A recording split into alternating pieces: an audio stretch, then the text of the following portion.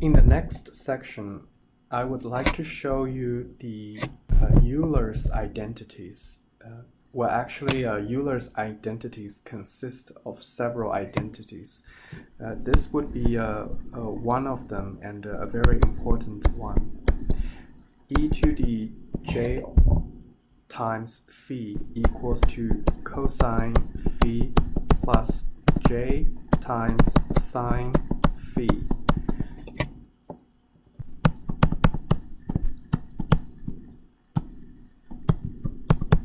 Euler's identity. Now here you are welcome to plug in 2 pi f naught times t into phi to make the complex phasor e to the j 2 pi f naught t a real time-dependent function. Cosine 2 pi f naught t plus j times sine 2 pi f naught t. Now this isn't just a dry formula. It actually has geometric implications. Because it is very difficult to draw precisely, so here I borrowed a diagram from Mr. Richard Lyon's book. And as you can see, what you're looking at is a three-dimensional coordinate system.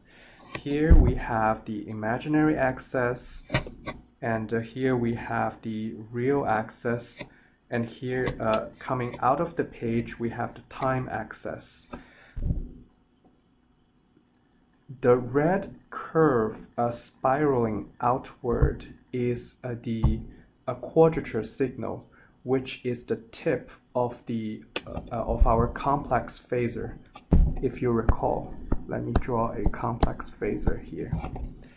Now, if you try to imagine that the projection of the trajectory of the phasor to the plane which was constructed by the imaginary axis and the time axis, which basically would be this plane.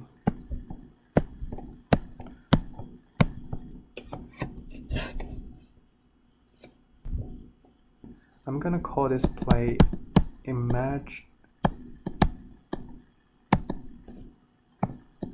time plane, and the projection of the quadrature signal on this plane is actually a sinusoidal wave.